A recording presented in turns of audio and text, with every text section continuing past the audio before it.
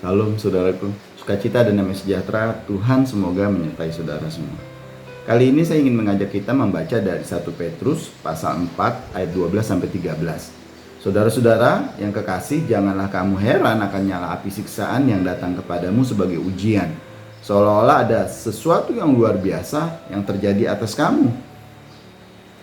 Sebaliknya bersukacitalah sesuai dengan bagian yang kamu dapat dalam penderitaan Kristus, supaya kamu juga boleh bergembira dan bersukacita pada waktu Ia menyatakan kemuliaannya. Bapak Ibu Saudara yang dikasihi Tuhan, di dalam Alkitab diceritakan suatu kali Musa sebelum memasuki tanah perjanjian, tanah Kanaan, mengutus 12 orang untuk mengintai. Dari hasil pengintaian itu 10 orang melaporkan hal yang menggetarkan, yang membuat ciut hati bangsa itu. Mereka melaporkan hal-hal yang negatif, hal yang tidak mungkin akan terjadi kalau mereka masuk ke situ. Tapi ada 2 pengintai yang menyampaikan hal yang berbeda, yang memberi kekuatan, membangkitkan semangat, membuat orang berpikir bahwa Tuhan pasti ada, yaitu Yosua dan Kaleb. Mereka tidak menyangkali kesulitan-kesulitan yang akan dihadapi, tapi mereka mempercayai janji Tuhan. Tuhan yang berjanji, Tuhan yang menggenapi. Dan Bapak Ibu Saudara yang dikasihi Tuhan, apa yang terjadi? 40 tahun pengembaraan mereka di padang gurun sebelum masuk ke tanah perjanjian. Mereka pasti mengalami tekanan, mereka pasti mengalami ejekan, mereka pasti mengalami intimidasi dari orang-orang sebangsa mereka. Perjuangan mereka pasti berat sekali Yosua dan Kaleb ini. Tapi mereka berhasil melaluinya hari demi hari. Mereka tetap yakin akan janji Tuhan. Mereka akhirnya memasuki tanah Kanaan bersama angkatan baru bangsa Israel. Karena ke-10 orang pengintai dan angkatan yang tidak percaya itu mati di padang gurun. Tapi Yosua dan Kaleb masuk ke tanah perjanjian bersama-sama dengan generasi baru. Ya, angkatan lama itu mati semua.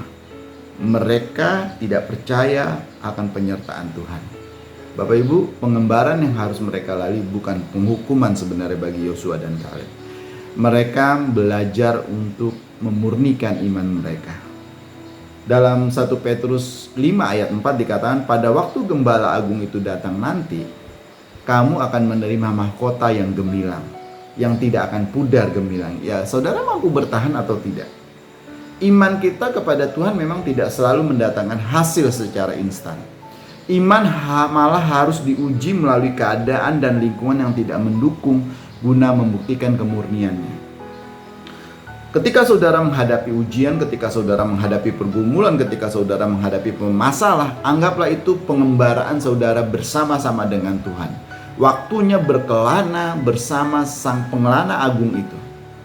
Waktunya saudara belajar untuk membuktikan kesungguhan iman saudara, kepercayaan saudara, keyakinan saudara kepada Tuhan. Pengalaman Yosua dan Kaleb menunjukkan bahwa iman justru diperkuat dan dimurnikan lewat tantangan demi tantangan tersebut. Teladan mereka harus menggugah kita untuk tidak menjadi kecil hati di dalam menghadapi ujian, di dalam menghadapi pergumulan, di dalam menghadapi penderitaan, di dalam menghadapi tantangan untuk percaya kepada Tuhan di dalam kondisi yang mustahil sekalipun. Ya, iman kita diuji tiap hari saudara melalui pengembaraan kita di bumi ini. Ada banyak tantangan yang mampu menguji iman kita. Oleh karena itu, iman yang tidak teruji bukanlah iman yang berharga. Emas menjadi semakin berharga ketika dia terus-menerus mampu dibakar dan keluarlah emas 24 karat. Tetaplah tenang di dalam ujian karena Tuhan menyertai kita. Amin. Mari berdoa. Tuhan Yesus, terima kasih untuk anugerah dan kebaikan Tuhan, di mana Tuhan mengingatkan kami bahwa Tuhan akan terus bersama-sama kami di dalam pengembaraan kami. Kami bersyukur apapun yang kami hadapi itu bagian dari ujian iman kami untuk memurnikan iman kami. Kami bersyukur, kami percaya Engkau adalah Tuhan yang senantiasa bersama-sama dengan kami. Di dalam nama Tuhan Yesus Kristus, haleluya, amin.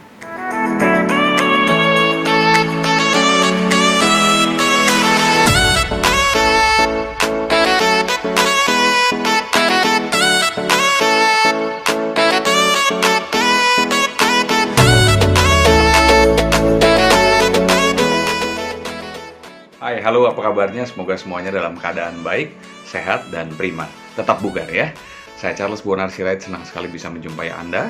Dan pada kesempatan yang baik ini, saya sangat ingin mengajak Anda untuk bisa bergabung dalam seminar daring ataupun webinar yang akan saya pandu tanggal 22 Agustus tahun 2020, kerjasama saya bersama dengan GKRI Diaspora.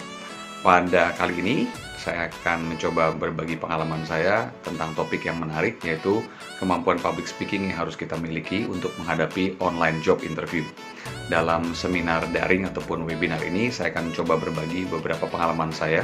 Saya akan share informasi tentang bagaimana kita bisa memahami pola pikir pewawancara.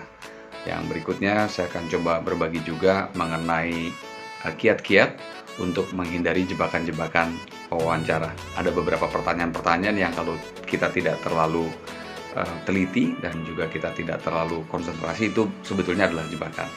Berikutnya adalah bagaimana membangun kepercayaan diri di dalam kita menghadapi online interview, yang agak berbeda dengan kalau kita berhadapan dengan tatap muka langsung dengan pewawancara.